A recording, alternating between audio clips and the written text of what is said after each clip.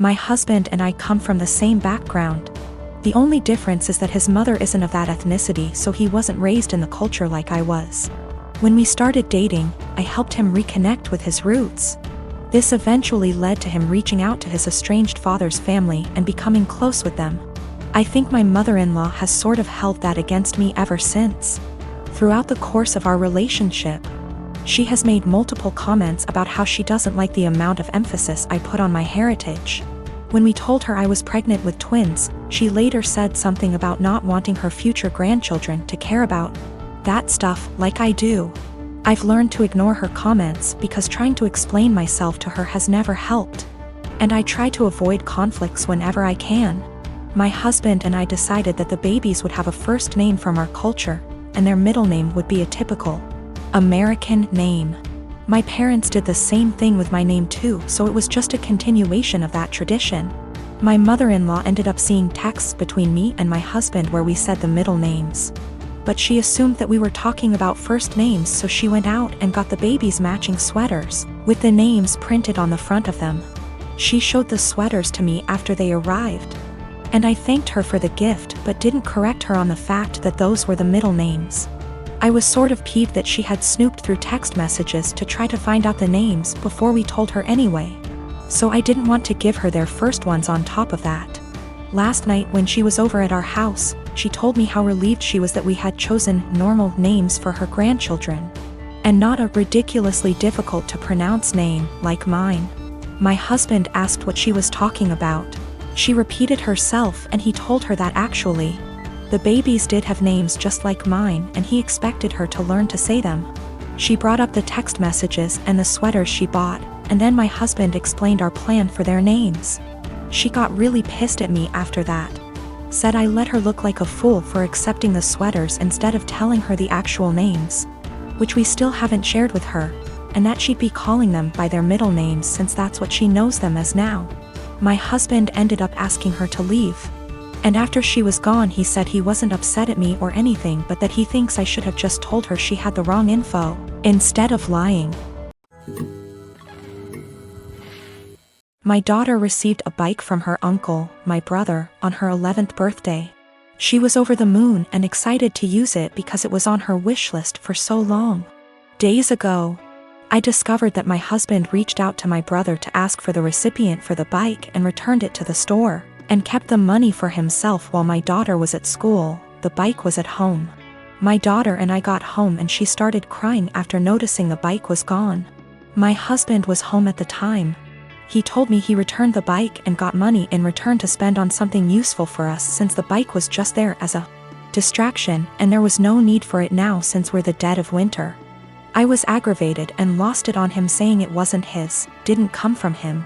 And he didn't pay for it, so he had no right to touch it, knowing our daughter's been wanting it for a long time, and my brother was decent enough to buy it for her despite barely having money to get him by.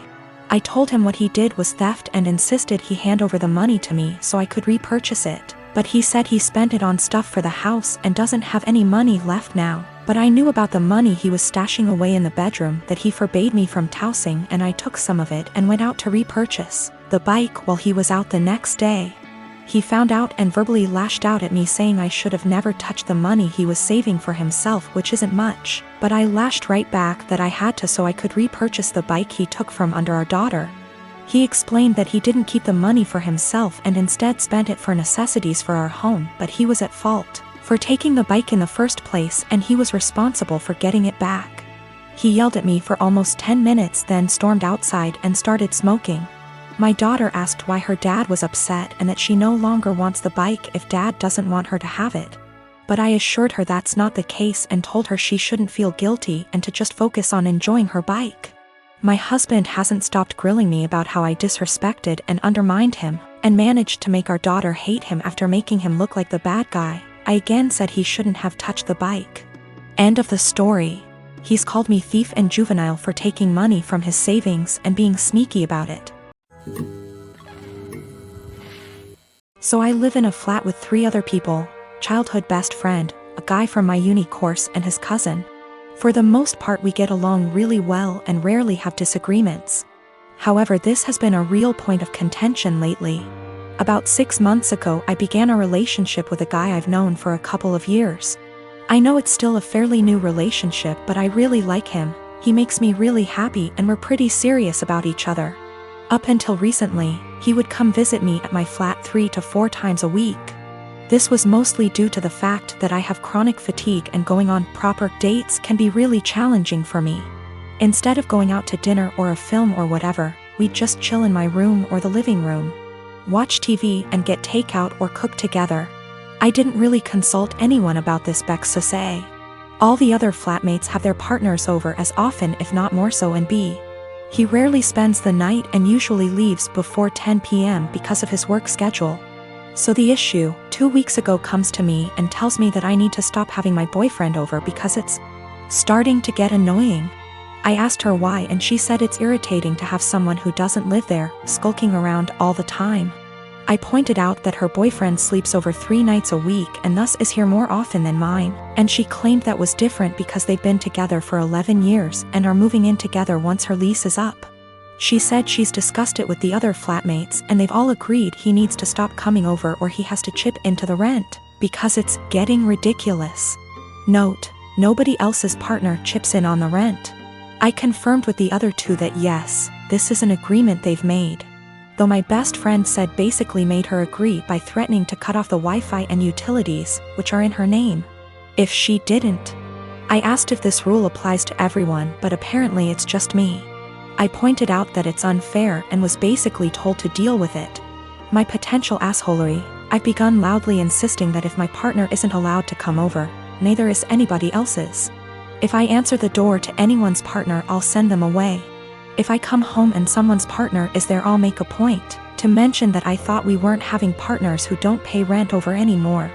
I've asked boyfriend over and over how much rent he's paying and pretend to be affronted and make a fuss when he says he doesn't. Everyone's pretty pissed at me and is telling me I'm being unreasonable. I know I'm being petty, but I think it's unreasonable that there's one rule for me and another for everyone else, and I'm trying to make that point. Am I really the asshole here? Some questions people keep asking. If I knew of something my boyfriend was doing to be annoying / if anyone had told me that he was doing something, I'd have included it. I'm not aware of anything he does, and when I ask why I doesn't like him, I just get a shrug and just do. I will also state I'm bi, and she's never had an issue with any female partners I've had.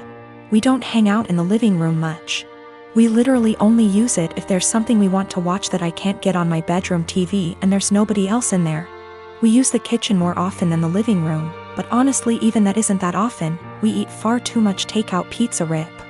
A lot of people seem confused, so just clearing up who's who in the situation. The one who brought all this up is not my best friend. Not to get too much into a tangent, but basically just over a year ago I was moving out of halls at university and was looking for a new place, so we decided to move in together. At the same time, a dude from my course was looking for a flat share. We couldn't find a 3-bed but found a really nice 4-bed, and he mentioned his cousin was also looking for somewhere to live, so she got on board too. I only met her last year and we don't really know each other very well. By chronic fatigue I mean chronic fatigue syndrome. Sorry, that's apparently so unclear. My wedding was September 21st, 2019. We had a fairly decent-sized wedding. My cousin, on my stepdad's side, we are not close whatsoever, and her boyfriend have only been dating not even 6 months at this point. I've met the guy once before my wedding and he never shows up to any family functions. We're all having a great time at my wedding. My husband and I are mingling with guests while everyone dances. The next thing I know is my cousin's boyfriend asks the DJ for his mic and goes to the center of the dance floor saying he has an announcement to make and calls my cousin over. So, I rush over and say, nope, no one is getting engaged during my special day, especially during my reception. You can get engaged later tonight, but not right now. It's my day. Thank you for understanding, and I go to walk away. My cousin starts puffing and my aunt, her mom, starts yelling at me and calling me an entitled brat. It causes a huge fight and they all end up leaving. My mom, stepdad, dad, and stepmom all are on my side and were even pissed that they think it's okay to do that during a wedding they all paid for.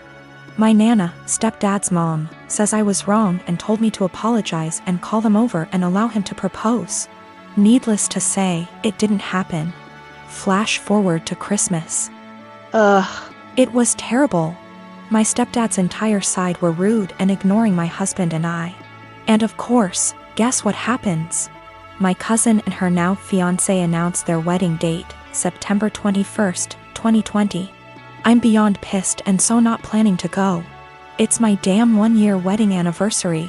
My family is upset that they would do that to piss me off for not allowing them to get engaged during my reception. My cousin says they chose to get married on their 1-year engagement anniversary. Either way, regardless of the real reason, I'm still upset. Of course, my Nana is super excited.